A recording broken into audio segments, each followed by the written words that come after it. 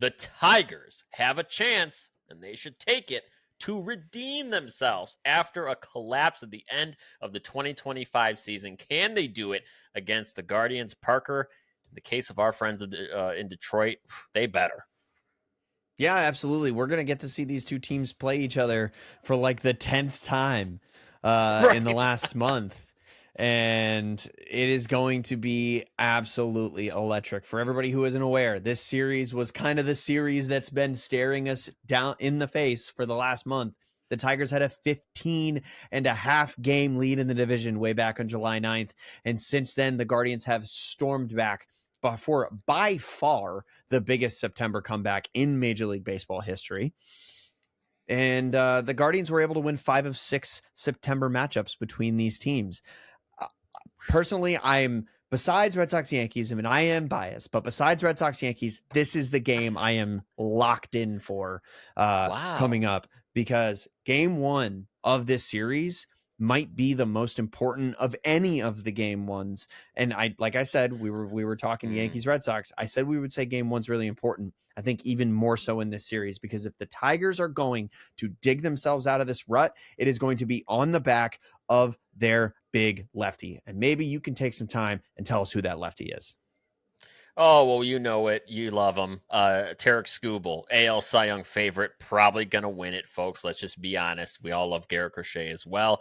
But he has a 2.21 ERA to end the season, right? 13-6. He's going to be going up in game 1 against Gavin Williams, a ace in his own right this year. He was 12-15, 3.06 ERA, and post All-Star break, 218. Gavin Williams in the last couple months has been throwing fire and has been one of the best starters in baseball down the stretch. But Tarek Skubal gives everyone a hard time. And I'll tell you what, Parker, I'm just gonna be honest here. Tarek Skubal ain't losing 3 games in a row to the Guardians. I'm sorry. He's not. He's not. No, right? Statistically, there's no way. I have to agree with you on that. I think that the Tigers take game 1, but that's also part of the reason why I think we're going to see a really electric series out of these two teams, because I think the Guardians have something to say in games 2 and 3, even really game 1, because the Guardians have a ridiculous strength that they are able to lean on. It is the fact that in the second half, they have a 3.36 ERA from their entire pitching staff, a pitching staff that has led the league in that statistic. They've gotten it seemingly out of nowhere, because I don't remember anybody talking about the incredible Guardians pitching staff that we were all excited to talk about at the beginning of the season. It just came out of nowhere. And that also comes with the fact that the Tigers are really good at barreling the ball up. They have a really high line drive percentage. They have a really low ground ball percentage. So it's almost like the two strengths of these teams are coming together and they're butting heads in the biggest series that either of them have played this year. And I think that that's going to turn, with the strengths of these teams, into one of the coolest parts about all of Wild Card Week. Yeah, it's going to be interesting. I will say, when you look at these two teams, one of my biggest concerns is, I guess I'll say this. Let me frame it this way. The Tigers really screwed the pooch at the end of the season. Guardians went on a run like we've never seen. I'm here to tell you, folks, none of it matters. None of it matters. Nope. Because we're going to be looking at these teams side by side for these 3 games, and it's going to come down to every pitch, every hit. And when it comes to the every hit piece, Tigers are just better at putting pop on the ball, again, hitting the line drives, hitting it out of the ballpark. You look at this Guardian team, and I mean, their offense, guys, 255 batting average. They're bottom 3 in most offensive categories. And this blew me away. Did you know, Parker, that they're only the second team ever in the postseason to have an on-base percentage under 300? That is wild. Now, so you say 255 batting average. I think they would be thrilled to have a 255 batting average. They have a 225 team batting average. It is. Thanks for correcting me. Really bad. Yeah. And I normally it's not that big a deal, but they're bad. They can't hit the ball, man. Yeah. And especially one thing I want to point out.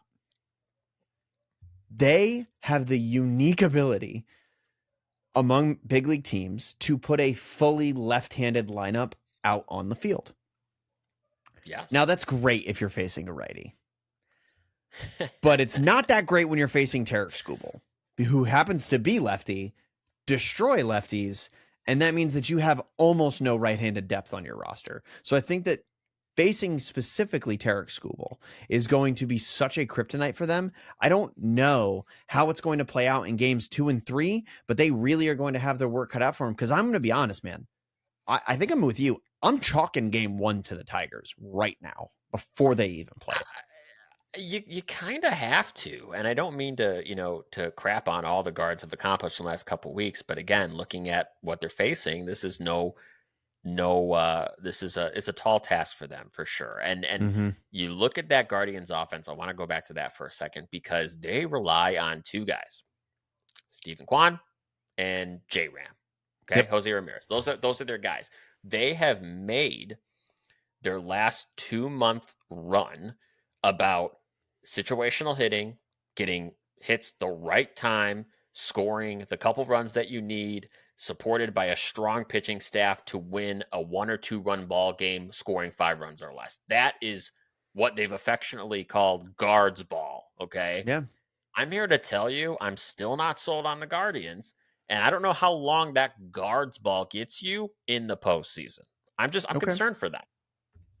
I actually think that it might get you farther than just being a historic offense. Like, when was the last time a truly historic offense won the World Series in terms of, like, it was the driving force? They didn't have much pitching to rely on. Well, I'll answer the question for myself. It's the Texas Rangers in 2023. Before that, Yeah, I don't that's a remember. great That was question. such an outlier. So I think that the team that's more comfortable with playing guards ball, with playing the small ball, bunting the runner over, situationally hitting a sacrifice fly, or maybe just keeping yourself out of a double play in a key situation. I actually kind of lean towards a team like that in the postseason. Now, there's one thing that we haven't brought up at all, Hmm. and it is the managers of these teams. And I didn't Yeah. even put this in the rundown, but I want to point out the fact that AJ Hinch has a World Series. He won a World Series. Stephen Vogt's probably going to be manager of the year if I had to put money on it right now.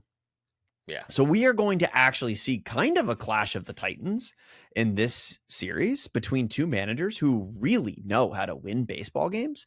And I'm super excited to see how they manage these games, because AJ Hinch has the super easy task of just sticking with the best pitcher on planet Earth in game 1. But after that, like, we've got decisions to make. Like, how long are you sticking with Oof. Casey Mize if he ends up having to pitch? I'm not sticking with him too long. Hopefully you get 3 2/3 from him. So I think we're I going to see a mean, really big delineation between these two rosters. I think you're right. And to go back to your point about the small ball thing, shame on me. I don't want to belittle that in the slightest because it is an important part of the game, and the best teams in baseball do that well. You're 100% right. Um, but then your point on the pitching, it is. If I'm a Tigers fan, that is my biggest concern because it gives me scary flashbacks of last season, right? The pitching chaos, what came after Tarek Skubal. Guess what, Mm-hmm. folks? Deja vu. We're here again. It's Tarek Skubal and pitching chaos after. And so, Yeah. uh, as much as I think you can survive with that in a wild card series, that gets a lot more dicey in a 5 and a 7 game. So, I there's a whole other conversation to be had about, right? We talked about it last couple of weeks. Who has the juice to go further into the playoffs? And we could talk about that, later this week. But as far as this series goes, it's gonna come down to timely hitting for me. It's gonna come Mm-hmm. down to if you have a game 1 or a game 2 where you can get away with good pitching on both sides of the on both sides of the field. Uh, it's going to come down to who's going to go ahead and just have more impact bats. And I think when you look at these two teams, the potential to do that rests more with the Tigers than it is the Guardians at the end of the day. Okay. So I'm not going to make you make a prediction yet, but I want to know, Not like, yet. I'm not Okay. gonna do that. But I do want Okay. to know where you lie in terms of what are the biggest X factors, like the thing that could go great or go terribly for these teams moving forward. Because how about this? You do the Tigers and I'll do the Guards. How about that? Okay, perfect. So for the Tigers, it's going to come down to who we really always thought it came down to throughout this whole little rebuild for the Tigers. And that's Riley Green, right? I mean, Mm-hmm. Riley Green is one of those guys that we've always thought could be an MVP caliber player. And this year, folks, I mean, he really has been a lot more impressive and has kind of grown into his own as a hitter. So just to give you a slice of what he's done this year, I mean, let's look at what he's done. So he's batting 258, 36 homers. Okay, he's got a Yeah. 121 WRC plus. A lot of people don't realize this guy hit 36 bombs. So this is a guy that I even think with these numbers hasn't really even reached the full potential. If he can keep that going in this 3 game series, getting back to what I said before, right? It's going to be the big time hits. It's going to be the pop plays out off the from the offenses. He could be the one that really pushes this series over the edge. Okay. I like that a lot. I like that a lot. Riley Green was, like you said, was always going to kind of be the guy that we all look at like, oh my God, he is the driving force behind the offense of the Tigers. The thing is, though, I think the Guardians might have a stronger driving force, man, a more consistent, a more versatile, a faster, cooler. I love him. He's the Yeah. best. Super awesome. Yeah. J Ram, he's the best. I think the Guardians have Jose Ramirez, and I think that as Jose goes, the Guardians go. He is still the best third baseman in Major League Baseball. He is going to basically be that until he retires or becomes a full-time DH at some point in his career, and it's no time soon. He is the homegrown guy. He is the hometown discount guy. He is the lifeblood. He is the I knocked out Tim Anderson because I believe in my guy so much. I have fight, I have passion, and I am a incredibly talented baseball player. And if Jose Ramirez goes out there and he is tearing the cover off the ball as he's been known to do, I think that the Guardians find themselves in a really, really good spot, especially if they do manage to maybe take game 1 off of Tarek Skubal, or if they manage to take game 2 after losing game 1, you go into game 3. I'm riding with the team that has got Jose Ramirez in the lineup. I think, man, I think he's just too big of a weapon to ignore. Wow. I mean, you're not wrong. I mean, I think when you compare Riley Green and Jose Ramirez, obviously we know which one's a better player. I think one thing that I didn't mention that's important to mention is the Riley Green has fallen off in the second half of the year too. So Yeah, he needs to it's have been tough. a little mini resurgence. So all those stats are great, but he has not been doing splendidly the second half of the season. But Parker, at the end of the day, this is going to come down to, and something we all need to think about for this series. Can the Guardians kind of keep going on house money, right? Can they just keep the vibe, keep the energy going? Or are they going to be stymied by Skubal and this thing's going to come crashing down? Because that's ultimately what it's going to come down to, I think. So right now, the projection for this series, and I'm going to go give you my pick here because I think you're right. I think this is a house money run from the Guardians, and I think that Skubal's going to have a massive part in saying what happens in this series. But right now, the projection has the Tigers at 58% to win. Wow. To me, that seems high. I would agree. I don't know. I'm a big hot hand guy. Ride the hot hand, and I know it's a 3-game series, and I know you have Tarek Skubal going in game 1. But this game's going to be played in Cleveland. Yeah. These games are, all 3 of them are going to be played in Cleveland.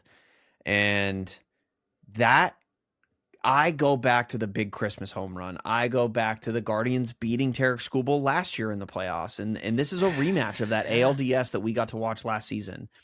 And I really think that even though I'm going against the predictions for the second time in these predictions, and look, hey, go watch the other prediction and preview videos we put out so you can see what I'm actually talking about here.